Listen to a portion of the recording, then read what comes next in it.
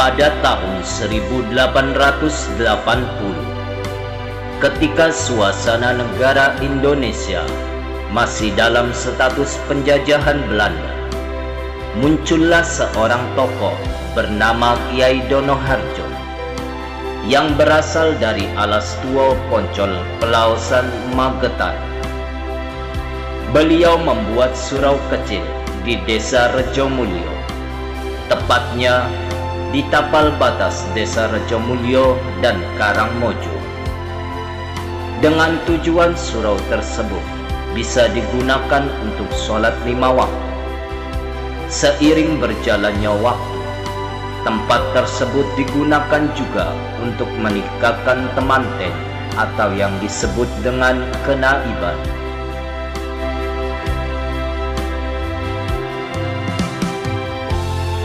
Dengan semangat juang yang besar, pada tahun 1908 beliau menjodohkan putri keenamnya, Ibu Roro Siti Fatimah, berusia 9 tahun, dengan putra eyang Kiai Harjo Besari yang bernama Kiai Muhammad Burhan, berusia 28 tahun, dari Tegalrejo, Takeran, dengan harapan ajaran agama Islam di Desa Rejomulyo semakin berkembang. Pada tahun 1915, Kiai Muhammad Burhan ditunjuk oleh Bupati untuk menjadi naib di Karangmojo untuk menggantikan Kiai Donoharjo. Dikarenakan usia beliau yang sudah lanjut, jelang 2 tahun masa kepemimpinan Kiai Muhammad Burhan sebagai naib, Kiai Donoharjo pun dipanggil menghadap Allah Subhanahu wa Ta'ala, tepatnya pada tahun 1917, dan dimakamkan di belakang Masjid Baitur Rahman, Desa Bayem Taman.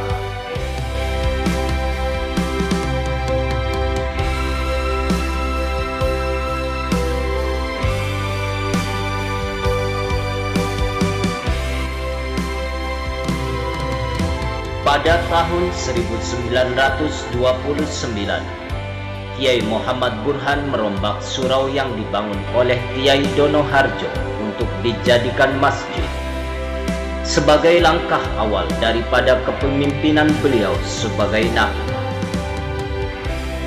Setelah 10 tahun beliau menjabat sebagai naib, beliau pun dipanggil menghadap Allah Subhanahu wa Ta'ala, tepatnya hari Selasa Legi, tanggal 20 Juni 1939 Masehi, atau 2 Jumadil Awal tahun 1358 Hijriah.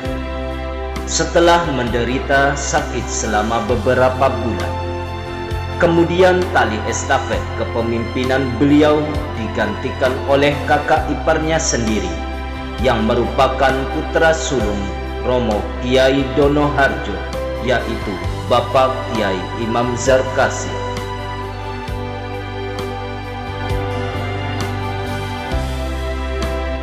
Pada hari Senin Pahing, bulan Rajab, tanggal 8 Mei 1949,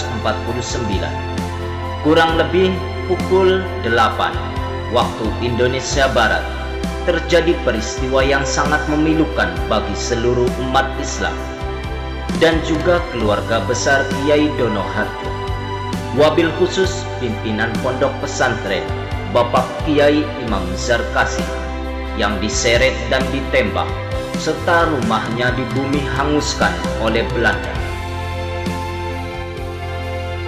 Hal itu dikarenakan beliau menjadi seorang naib dan salah satu anggota Komando Operasi Distrik Militer. Beliau ikut berjuang merebut kemerdekaan dan rumah beliau dijadikan sebagai pos tentara militer. Sungguh sedih keadaan Kenaiban di Desa Rejomulyo selama 4 tahun karena mengalami kemunduran dan kevakuman setelah ditinggal Bapak Kiai Imam Zarkasi, sesosok pemimpin yang hebat.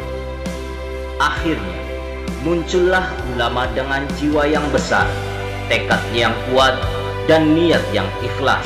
Bapak Kiai Imam Fauzi Abu Syukur Syalih bin Kiai Imam Abu Syukur, ulama dari Takrah, yang merupakan suami dari putri kelima dari Bapak Kiai Muhammad Burhan yang bernama Roro Siti Umi Zuhriyah. Dengan cita-citanya yang luhur, beliau ingin mendirikan lembaga pendidikan pondok pesantren, pendidikan madrasah diniyah, sampai ke perguruan tinggi.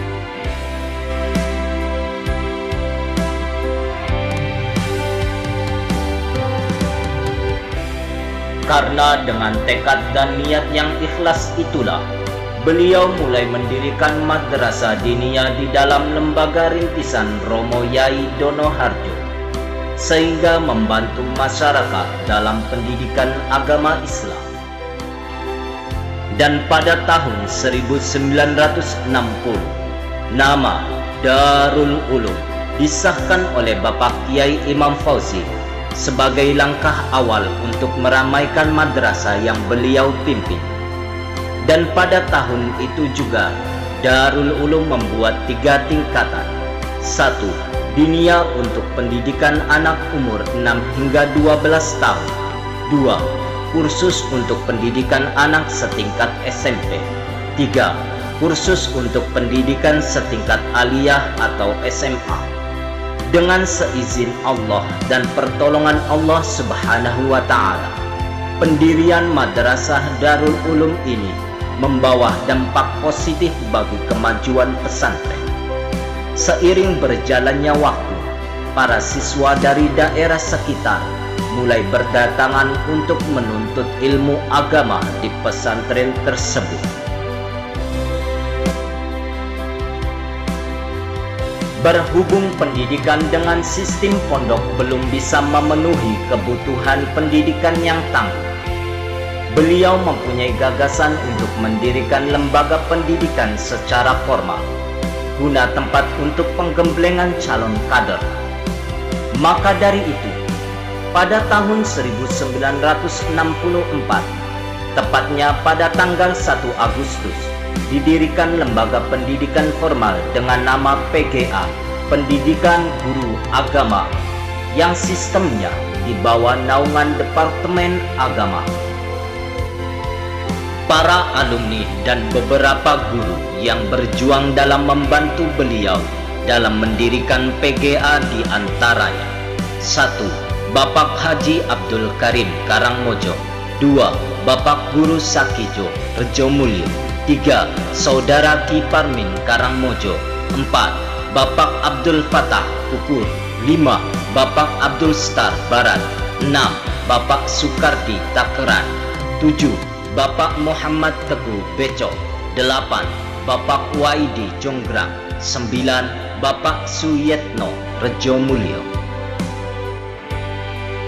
Seiring berjalannya waktu, pendidikan formal PGA memberikan kesan positif bagi masyarakat, dan santri di pesantren pun semakin bertambah, sehingga ruang pesantren tidak mampu lagi untuk menumpang banyaknya murid. Pada akhirnya pihak pesantren pun meminjam rumah-rumah sekitar komplek pesantren untuk dijadikan ruang belajar. Dan keadaan sistem ini berjalan kurang lebih 4 tahun. Dan karena tekad yang kuat beliau jugalah, beliau mulai meningkatkan kualitas dan status PGA dengan merubah status PGA menjadi MTS AIN, Madrasah Sanawiyah Agama Islam Negeri, pada tahun 1967. Yang dikepalai oleh beliau sendiri.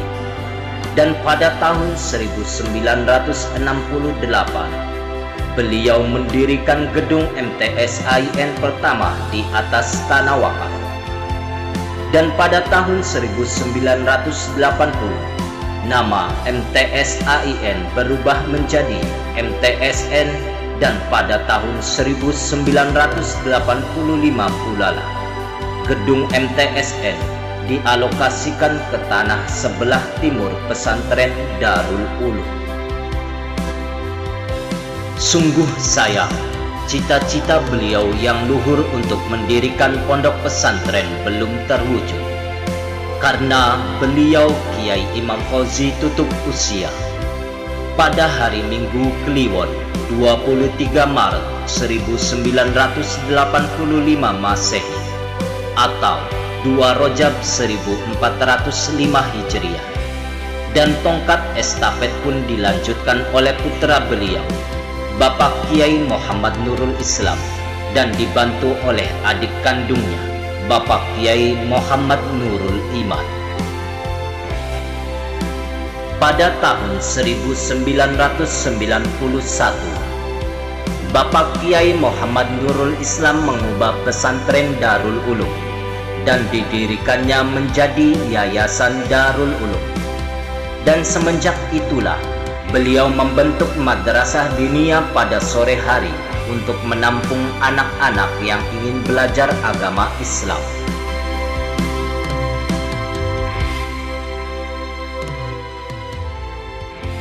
Karena dengan dorongan dan keinginan masyarakat untuk pendidikan dasar yang layak, mereka memohon kepada Bapak Kiai Muhammad Nurul Islam dan Ibu Nyai Siti Rumayyah untuk mendirikan pondok pesantren Darul Ulum.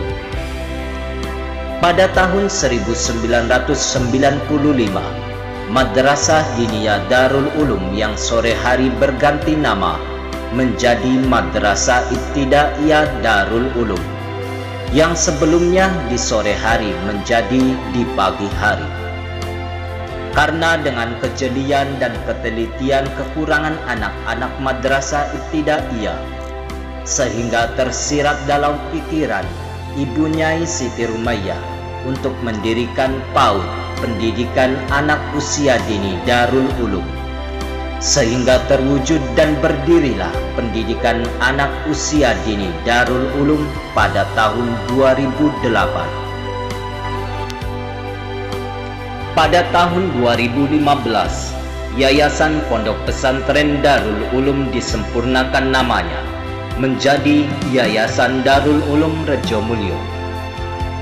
Dengan melihat kembali ke cita-cita luhur Bapak Kiai Imam Fauzi untuk mendirikan lembaga pendidikan sampai ke perguruan tinggi, dan untuk memenuhi cita-cita beliau, anggota yayasan atas perintah Bapak Kiai Muhammad Nurul Islam sebagai penasehat yayasan dan pemegang tongkat estafet Bapak Kiai Imam Fauzi untuk mendirikan madrasah aliyah, sehingga berdirilah Madrasah Aliyah Darul Ulum pada tahun 2017.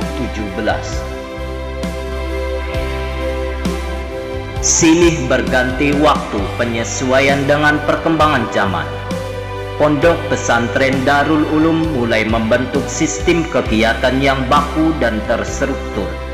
Pada tanggal 5 Agustus tahun 2018, dan pada saat itu pula didirikan Organisasi Santri Darul Ulum atau OSDU. Organisasi ini didirikan oleh ketua pondok dengan tujuan untuk melatih santri dalam berorganisasi, menumbuhkan jiwa kepemimpinan dalam diri santri, serta berjuang menggapai impian mulia, memajukan pesantren dengan keikhlasan hati, dengan bermotokan la najaha illa bil quwwah wa la quwwata illa bil jamaah. Alhamdulillah, sistem yang sudah ada di Pondok Pesantren Darul Ulum berjalan dengan baik, dan insya Allah akan selalu dievaluasi seiring berkembangnya zaman, supaya para santri dapat menjadi khairu ummah yang berjiwa modern. Dan semoga cita-cita luhur beliau untuk mendirikan lembaga pendidikan sampai ke jenjang perguruan tinggi bisa terwujudkan oleh pemegang tongkat estafet kepemimpinan Yayasan Darul Ulum Rejo Mulyo selanjutnya. Wassalam. Rejo Mulyo, 17 Januari 2021.